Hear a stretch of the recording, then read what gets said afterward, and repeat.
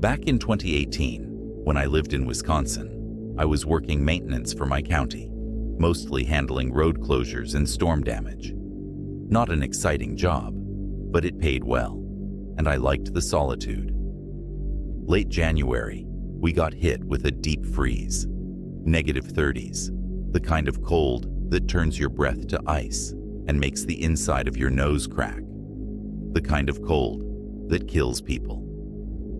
That week, I got sent out to check on an abandoned property near the edge of town. It actually wasn't unusual. People left all the time, moving south, leaving behind homes they couldn't sell. The county needed to make sure the pipes hadn't burst, that squatters hadn't moved in. Basic stuff. I didn't think much of it when I pulled up.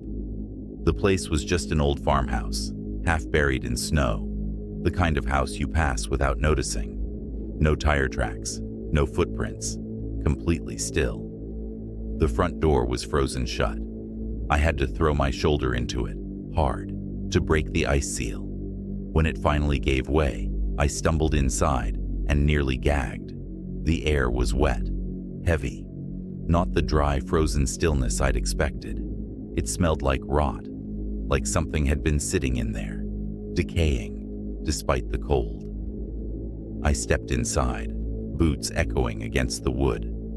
The house was stripped. No furniture, no signs of recent life. Just walls stained with old water damage and floors covered in dust. Except for the footprints. They started at the back door, leading into the center of the living room. Bare footprints. Small, like a child's. They shouldn't have been there. The house was freezing. The kind of cold that burns. No one walks barefoot in that kind of cold.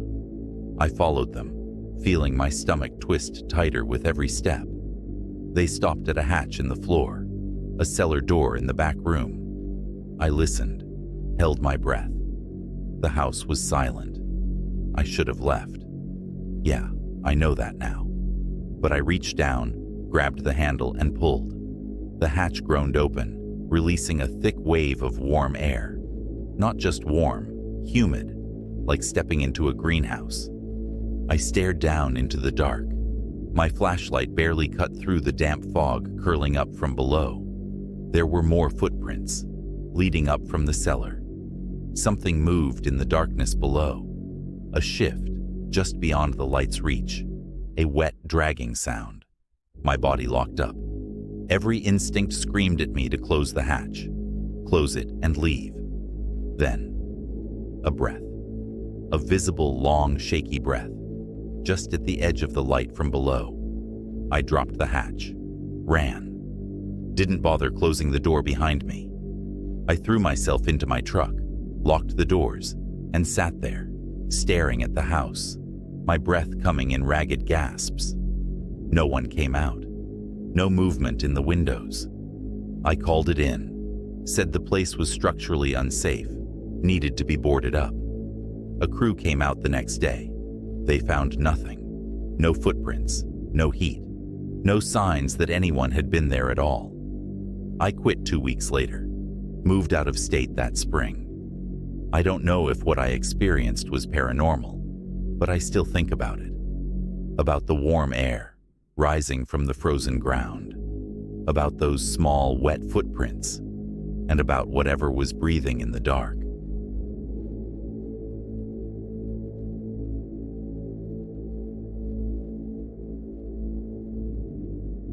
This happened to me in 2008, on a back road in Colorado.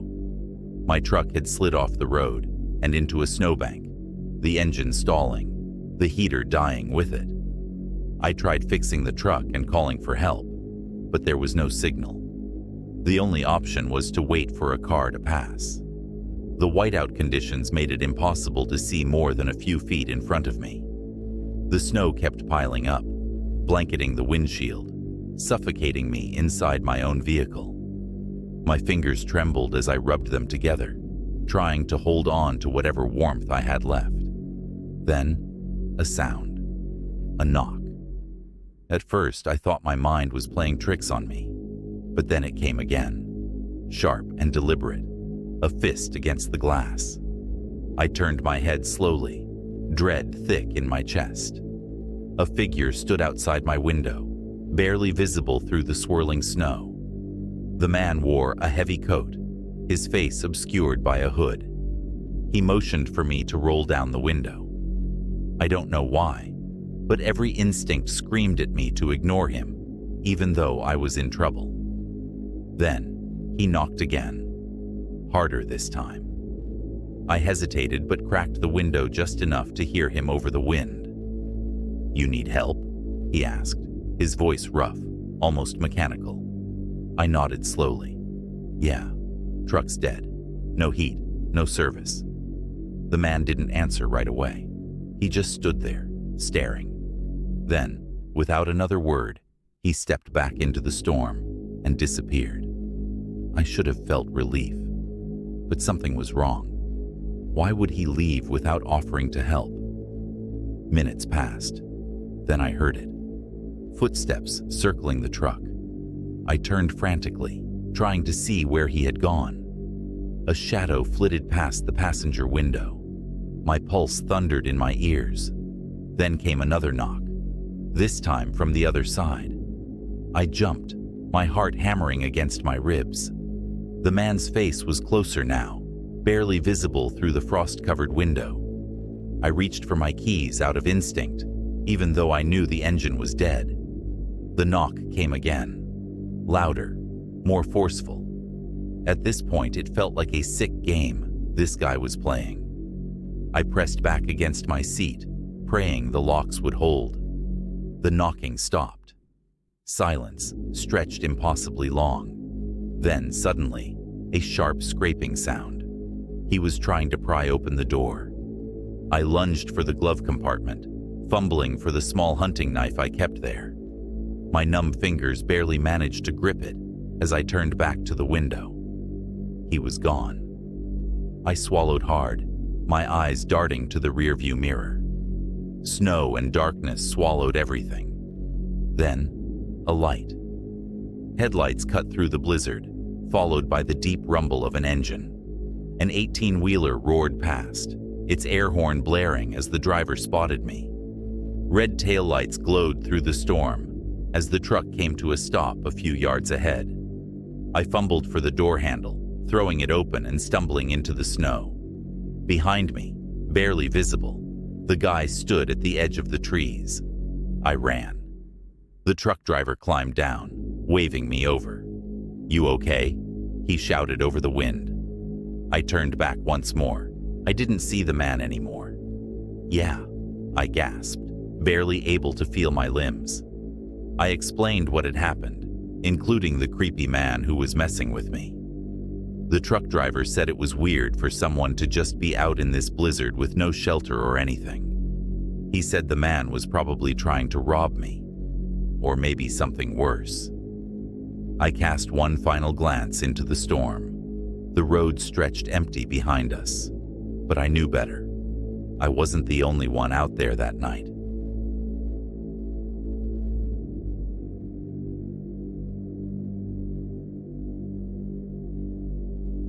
I still can't even believe this happened to me. I was 17, and my best friend Ashley and I drove up to this huge vacation house for a party in the middle of nowhere in Pennsylvania. The guy throwing the party, Tyler, had been texting me all week. I liked him. He liked me. That was all that mattered. The house was packed, heat blasting, music pulsing through the wooden floors. I remember squeezing through a crowd of sweaty bodies, clutching a red Solo cup, trying to find Tyler.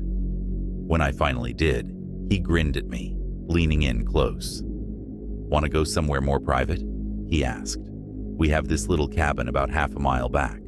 We can take my dad's snowmobile." It sounded exciting, dangerous even. I said yes. The cold hit like a slap as we stepped outside. Snow crunched beneath our boots.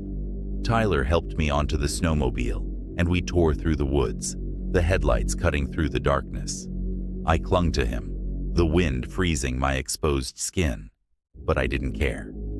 The cabin loomed out of the trees, small and dark, barely more than a wooden shack. No lights, no sounds, just the wind whispering through the trees. "Power's out," Tyler muttered, pulling out his phone for a flashlight. Inside, the air was stale and cold. There were only a few pieces of furniture and a fireplace. He took my hand, leading me toward an old couch in the center of the room. We were making out, but he suddenly tensed and pulled away. His eyes locked on something behind me. "What's wrong?" I whispered. Then I saw it. A man, crouching in the corner of the cabin. His face was hollowed out by the dark. Tyler barely had time to react before the man lunged. I screamed as they fell into the coffee table. The flashlight from Tyler's phone spun wildly across the floor. The man was strong as hell. I was screaming for him to stop. I grabbed the nearest thing I could find, a rusted shovel, and swinging it with everything I had. It connected with a nasty crack against the back of the man's head. He stumbled and slammed to the floor. I ran. I didn't think. I just ran. I burst out of the cabin, barely able to breathe. Snow stung my face, my hands numb as I clawed at the snowmobile. Tyler crashed through the door behind me, blood trickling down his temple. "Go, go, go," he shouted. The engine roared to life, and we sped into the darkness. I didn't look back. I couldn't. When we reached the house, we barely made sense, screaming for someone to call the cops.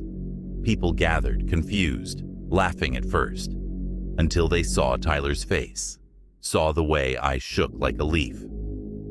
The police arrived within minutes. They combed the cabin, and that's when they found him. The man was still there, dazed from my hit. Like 2 hours later, the police told us it was a man who had just fled from his girlfriend's house, a few miles down the road, after beating her unconscious. I felt sick when I heard that. I still wonder what would have happened if Tyler hadn't seen him, if I hadn't grabbed that shovel, if we hadn't made it out of there in time. This is one of those things I really want to forget. It really did traumatize me, but I can't forget it, no matter how hard I try to suppress it.